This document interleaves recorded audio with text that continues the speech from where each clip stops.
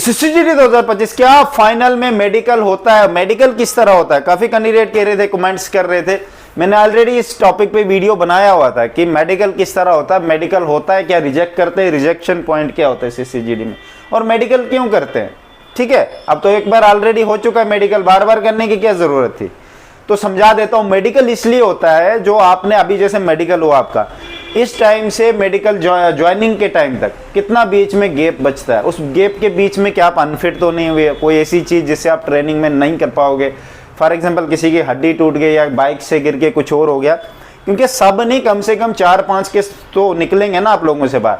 कोई ऐसा भी होता है, कलर ब्लाइंडनेस वालों को भी दिक्कत आती है भाई, कलर ब्लाइंडनेस वाले ध्यान रहे, क्योंकि पहले भी मेरे जो बैच के 2024 में गए थे 2 बच्चे उनको कलर ब्लाइंडनेस से बाहर निकाले थे। ऐसे मत सोचना कि आपके 100% हो गए, आपने बस ये गलत तरीके से गए हो, नहीं भाई। अभी एकदम से वेरिफिकेशन जल्दी जल्दी होती नहीं है कि कुछ में होगी, वो सेंटर वाले आपके उसमें लिख देते हैं कि हाँ ये है, वो डाल देंगे, पर बाद में बहुत अच्छे से वेरिफिकेशन होती है, हर एक डॉक्यूमेंट की बहुत अच्छे से वेरिफिकेशन होती है। ठीक है तो ये दिक्कत है, आप लोगों को लगता है नहीं होगा, क्योंकि मेरे जो बैच के 2024 के गए, 2023 में गए, 23 वाला जो गया था उसके भी बैच से निकाले गए बच्चों को, 22 वाला जो गया था उनके भी। ठीक है, तो वो निकाले इसलिए थे क्योंकि कोई गलत डॉक्यूमेंट से आ गया था, गलत तरीके से डॉक्यूमेंट से वहाँ पे भर्ती ले ली थी।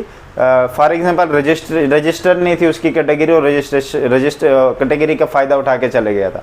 ठीक है, तो डॉक्यूमेंट आपके पास वही होने चाहिए जो अभी ऑलरेडी घर पे, वो साथ में 2 करेक्टर सर्टिफिकेट बनाना होता है, पुलिस का एंड तहसीलदार या DC का, फर्स्ट क्लास मजिस्ट्रेट किसी का भी। ठीक है, तो वो बना लेंगे बाद में, अभी कुछ भी नहीं करना है। अभी से आप पैन कार्ड ओपन कर लो, साथ में बैंक अगर कर सकते हो तो कर लो भाई। जिनके अच्छा स्कोर है उनको कह रहा हूँ मैं, जिनको लगता है मेरा मुश्किल ही होगा, आप साथ में अगले साल की भी तैयारी करो।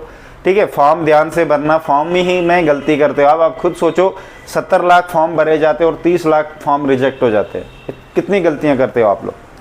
तो ये चीज़ है। ठीक है, मेडिकल में क्या क्या होता है, मेडिकल में देखो सबसे पहले आपके डॉक्यूमेंट वेरिफिकेशन वैसे ही होगी, आपके डॉक्यूमेंट ओरिजिनल आपने लेने। अगर आप ओरिजिनल एक कोई आधा भूल जाते हो या नहीं ले पाते हो तो आपको 6 महीने का टाइम देते हैं, ऐसे नहीं कि एकदम से रिजेक्ट कर देंगे, क्योंकि जो ऑलरेडी बच्चे चले गए वही कहते हैं कि कुछ टाइम देते हैं, ऐसे नहीं कि 6 महीने में एक बार आपको घर भेजेंगे, क्योंकि ट्रेनिंग का टाइम होता है, तो 15 दिन के लिए छुट्टी देते हैं 6 महीने में एक बार। फिर आप घर जाओगे, सामान अपना, क्योंकि अभी सर्दी है, आपने सर्दियों का सामान लेना है। ठीक है ना, मतलब ठंड होगी उधर, अपने साथ सामान जो भी लोगे सर्दियों वाला लोगे, सर्दियों के ठंडे मतलब कपड़े लोगे, गर्म कपड़े। अब गर्मियों में फिर तो गर्म कपड़े थोड़ी ना पहनोगे, फिर वापस से वो भेजते एक बार आपको घर की, ये वाला पहुँचाओ, जो लाना है ला सकते हो आप। ठीक है, तो और 6 महीने फिर ट्रेनिंग होती है, बराबर 47 की 45 या 42 वीक होती है ट्रेनिंग। ठीक है, इन तीनों में से कोई अभी मुझे एग्जैक्ट याद नहीं है। तो मेडिकल भी आपका होगा, प्रॉपर मेडिकल होगा, आपकी एक एक चीज़ चेक की जाती है। ठीक है, पर होता नॉर्मली, ऐसे नहीं कि किसी को पॉइंट दे दिया या बाहर कर दिया, नहीं। कोशिश करते ही हैं कि नहीं इसको इतनी दिक्कत नहीं है। अगर किसी में ज़्यादा दिक्कत होती तो 3-4 डॉक्टर आ जाएंगे, क्या ये कर पाएगा ट्रेनिंग, पूछेगा भी यार ये तो इधर तक आ गया, बेचारे को इधर से कैसे भेज सकते हैं। बड़ी चीज़ें होती है, क्योंकि देखो आप कितने हो, 53,000 वैकेंसीज, अगर इतने बच्चे जाएंगे ज़रूर कोई 10-15 तो होंगे ना बीच में ऐसे जिनके ऊपर कोई प्रॉब्लम आएगी या कोई इश्यूज़ तो आएंगे। समझिए मेरी बात, इसीलिए होता है। ऐसे नहीं कि 53,000 फिट किए तो 53,000 ही घुस जाएंगे बिना पूछे, ऐसा नहीं होता। आपको एक एक चीज़ चेक की जाएगी, आपके खिलाफ कोई केस तो नहीं है पीछे, आप कोई कुछ कांड करके तो नहीं आए हो पीछे हिस्ट्री में। ठीक है, 6 मंथ का कि 1 ईयर का चेक करते हैं, पीछे कोई केस वेस तो नहीं होना चाहिए। फिर उसके बाद मेडिकल आपका पूरा चेक किया जाएगा, वैसे हड्डी तो नहीं टूटी है, ब्लड वगैरह सब कुछ। इंटरनली भी चेक करते हैं, ट्रेनिंग कर पाएगा नहीं कर पाएगा, यानी कि पूरी बॉडी स्ट्रेच होनी चाहिए। तभी कहते हैं आपके हाथ भी अगर है तो वो स्ट्रेच होना चाहिए, आप ट्रेनिंग कर पाओ। ठीक है, ट्रेनिंग में ये ना गिर जाओगे, नॉर्मल सा थोड़ा सा प्रेशर पड़ेगा, टूट जाएगा, अंदर रॉड लगी होगी। ऐसे भी बच्चे सिलेक्ट हुए जिनके अंदर रॉड लगी, आप खुद सोचो, रॉड लगी। अब उनको तो लगता है इधर हो गए, अगर उधर नहीं पकड़े जाने चाहिए, उधर भी एक बार इन्होंने अपने आप को बचाना पड़ेगा।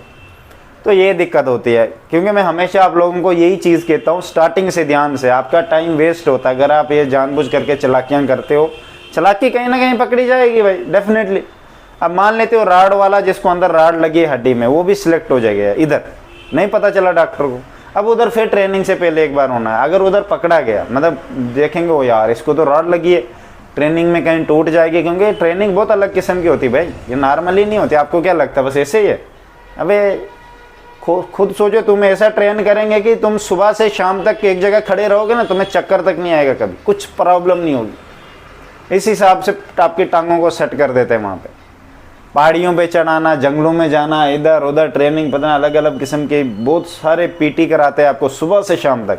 मैंने जिस हिसाब से देखा था, जहाँ ट्रेनिंग सेंटर था, हम जब भर्ती देने जाते थे, सुबह जाते थे 6 बजे, सोचो शाम को 10 बजे हमें छोड़ते थे। वो शाम को 10 बजे तक बाहर ही होते थे। पहले निकले सुबह, पीटी करी, दर्द दर्द दर्द सुबह, कोई शाम को दोपहर 2 बजे तक। 2 बजे के बाद फिर उनको दूसरी यूनिफॉर्म में लाके बाहर सफाई। जनरल ड्यूटी जो होती है ना, आप जनरल ड्यूटी में जा रहे हो, जनरल ड्यूटी कांस्टेबल, घास वास का जो होता है, घास गलत तरीके से कहीं बन जाता है, उधर थोड़ा या बाकी और चीज़ों में आपको लगा देंगे। कुछ सामान बाहर से मंगवाना, आधों को सामान के साथ भेज देंगे, गाड़ी के साथ सामान लाना वहाँ से, आधों को कुछ और कर देंगे। अच्छा उधर कुछ प्रॉब्लम हो गई है, आधों को उधर भेज दिया, इधर उधर मतलब एडजस्टमेंट करना पड़ता है। अपना जो भी एरिया है आपको खुद ही करना पड़ेगा। ऐसे नहीं कि आप बस एक ही ड्यूटी दोगे ऐसे तो सीधा घर में अंदर आके रूम में सो जाओगे, नहीं भाई, उधर अलग अलग तरीका। पहले तो वो देनी पड़ेगी, फिर आपको लेक्चर सुनना आके, पता नहीं फिर क्या पूजा की परेड होगी, फिर और फॉलन होता है, फिर बस फॉलन सुबह से शाम तक फॉलन ही फॉलन होता है, ठीक है।